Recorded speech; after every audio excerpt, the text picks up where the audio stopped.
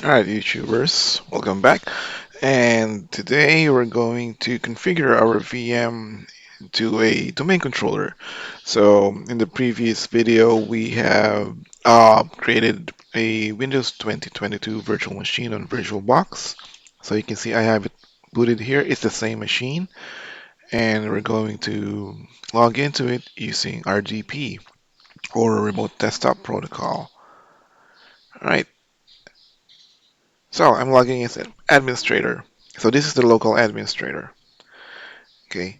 So the previous versions of Windows, like Windows 2008 and earlier, so we used to do it like this. So if I open up a command prompt,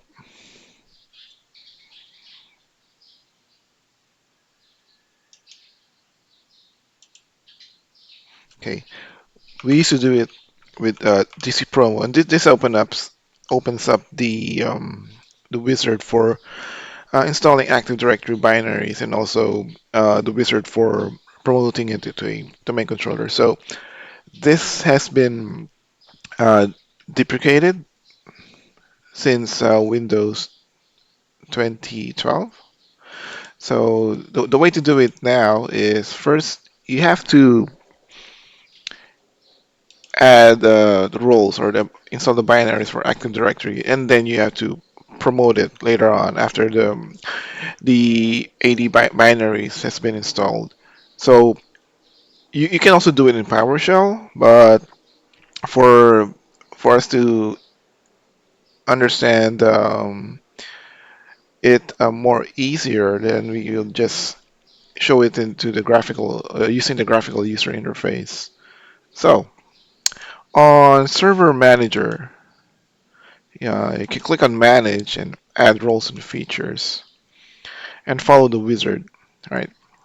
On this page, we click on Next and select a role-based feature-based installation. And we select our server, which, by the way, we renamed on the previous video. So we select Active Directory, Domains and Services. And just click on Add Features. It will include everything that we need, the Active Directory module, the ADDS binaries, and the tools like ADDS and DNS, not DNS, not yet, Active Directory sites and services, everything that you need, right? So normally, domain controllers are also DNS servers. So you can select this now, a DNS server, or you can select it later during the DC promotion. But what I do is through the years, I just select the DNS role early on. All right, click on next, and click on next. All right, so click on install. So this is basically installing the software or binaries needed for Active Directory domain services.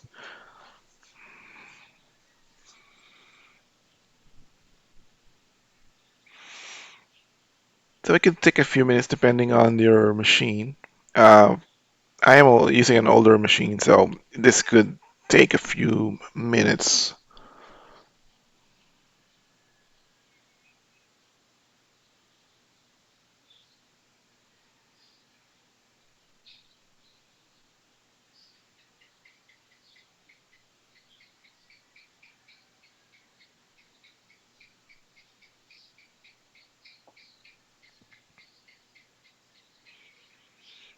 So one might ask, why are we still using Active Directory? Don't we have Azure AD or Entra ID? Yes, we do, but in the real world, there's still, I mean, I don't want to throw in statistics, but almost every client especially those who are established corporations or organizations, still use Active Directory, Active Directory, and they are still highly dependent on it because a lot of their systems still authenticates using Active Directory. All right, so this done. So it's either I could click on promote this server to domain controller, or I can click close, and this closes the wizard. But you can see there's yellow symbol here, exclamation point, and you can see that the post deployment configuration is to promote this server to an Active Directory domain controller. All right, so let's click on that, and this opens up the wizard. Since we're creating a new forest, so we will be selecting add a new forest. All right, so this would be the first domain controller in your forest if ever you would need to expand and add more domain controllers. But um, this is the first one, and let us select a name. Let's put in corp.jm infra, not net. Okay. So what would you probably want is you come up with a domain that is different from your company name or your brand or the one that's you're using on the internet, and you also put a subdomain here like corp just to I mean in case that you need to um, use your brand name or domain like this one, it's better to have your resources, your Active Directory, and everything under a separate subdomain like corp. So this would, I mean, why would you want to do this? This makes DNS management so a lot easier, and it avoids a split DNS configuration. More on that later or a different video. So let's click on next.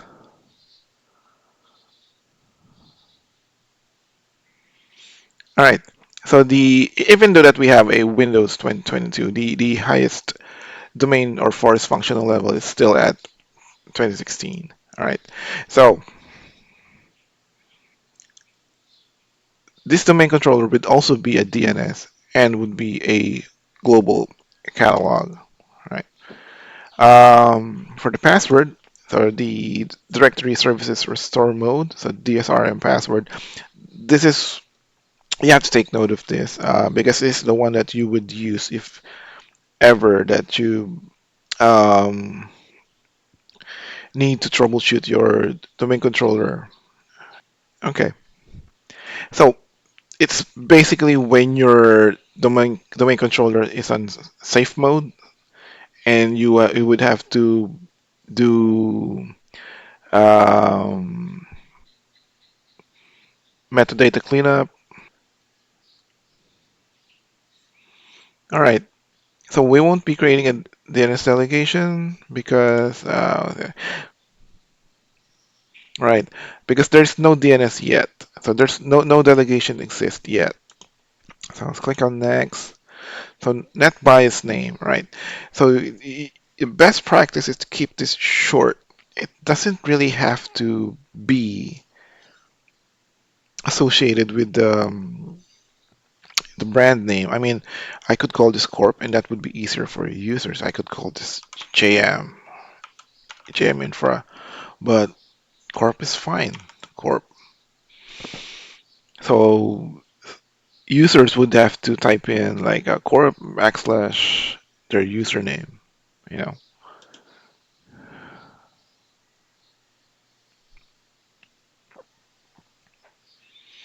And this is the default database or NTDS location. So it's normally it's in C Windows, but you can actually select that if you have another hard drive, then you could select that and you could put those folders there. All right.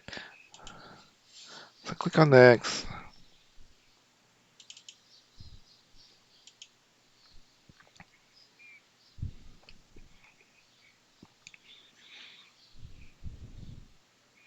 So the wizard is checking the any prerequisites, right? So these are just warnings, but all is good.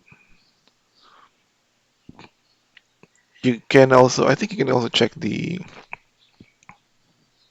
oh, it's not here. I can see the script.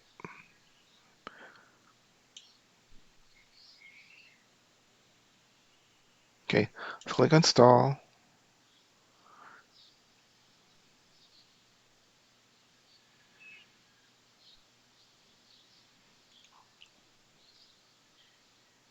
All right, so now this server is being promoted to a domain controller. So what's the difference?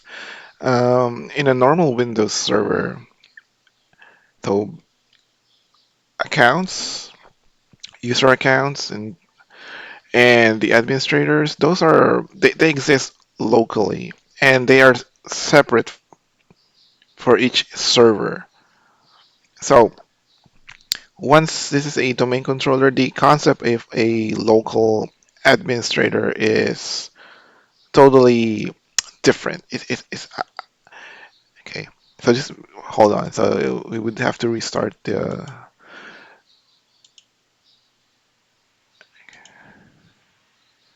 Oh, all right, it's done.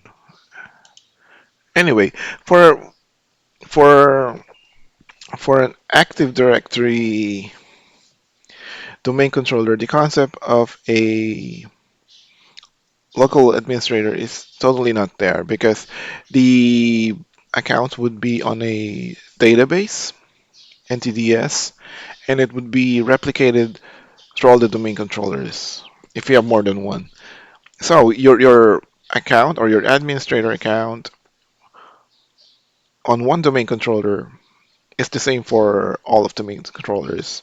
Whatever you do on an account or an administrator account on one domain controller, the change is replicated to all of them.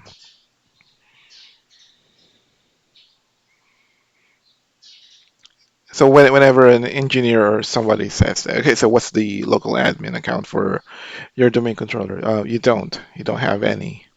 So those are all managed by domain accounts. And we can discuss all of the different roles, like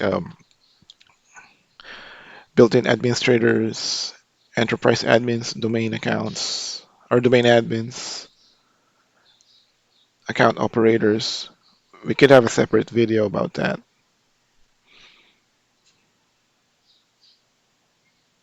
Okay, let's just wait for the server to boot up.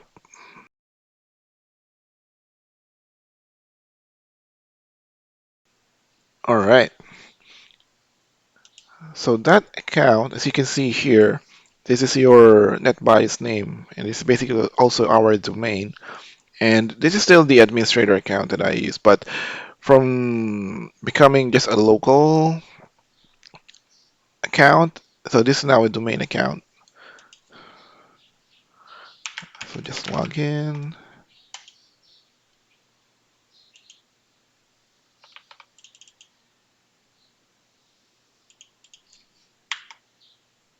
Uh,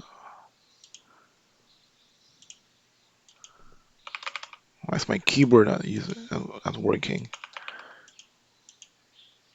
Yeah, yeah.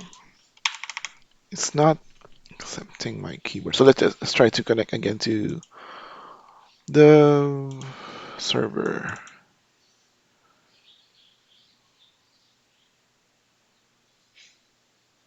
All right.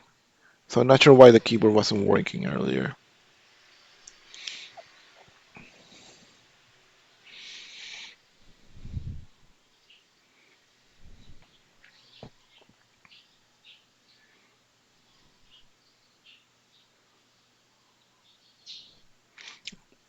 All right. So at this point, the server is now a domain controller.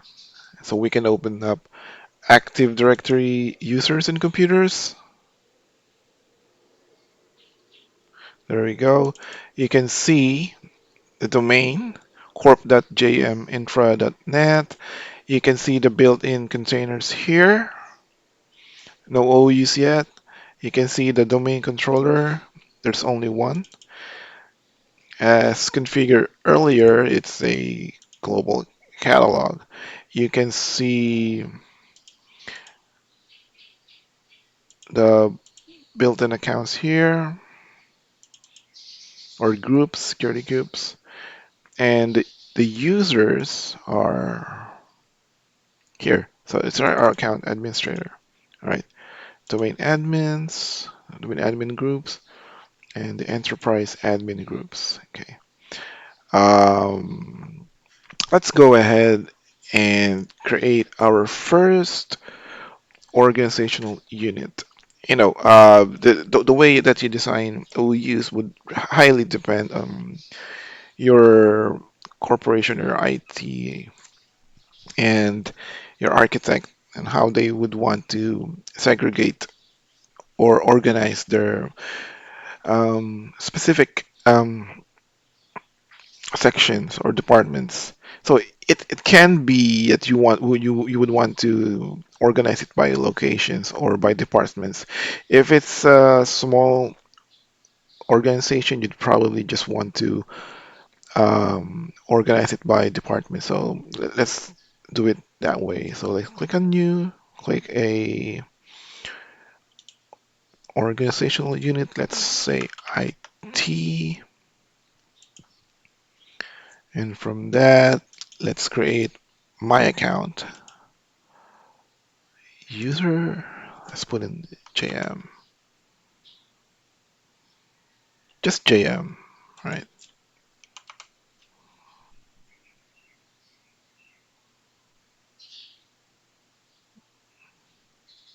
Okay, so this would be my, I want this account to be my domain admin account. So I could put in something like, okay, let's put in a fake last name, like JM Cruz. And let's put in here DA. So DA would mean domain admin. So JM dot Cruz dash DA. So let's put in a password.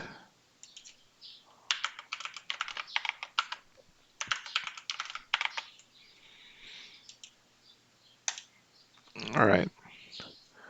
Now let's make JM a domain admin. So you can go back to users, domain admins, click on members. Let's look for JM. All right. From here, we can remove the the built-in administrator. Okay. Yep. There you go. The enterprise admins. Okay. The administrator is still there. All right. So let's log off.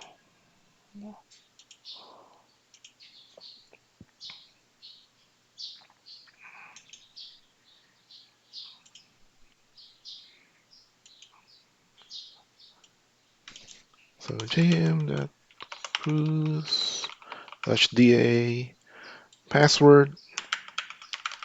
This is the RDP settings. Okay. So save and connect. All right. So I'm logging in as my domain admin group, domain admin account.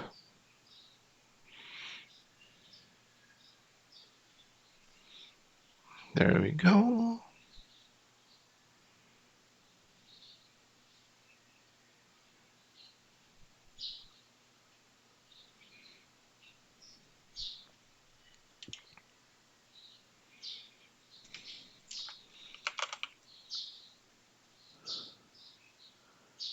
All right. Let's just open a PowerShell. PowerShell.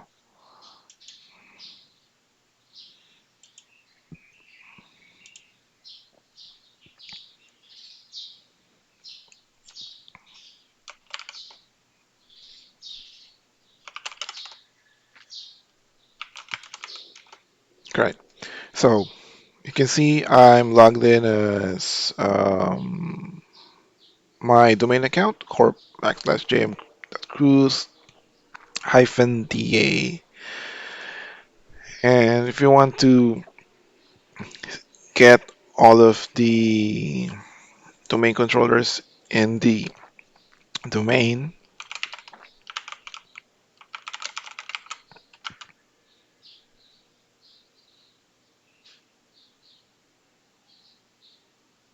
tab, okay, filter.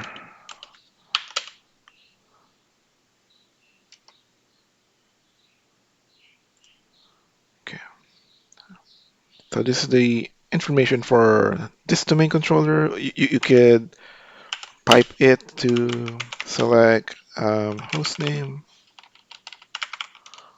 IPv4 address. So we only have one, so you'd expect just one result here. All right, so normally this is the command that I usually use when I want to get all of the domain controllers. If I want to see what domain controllers are on the domain. All right. Okay. That's it for now. We will have more videos regarding Active Directory, but for now, I hope that you have enjoyed the video and see you on the next one. And hope you click on that subscribe button, and it would really help me a lot. Thank you and have a great day.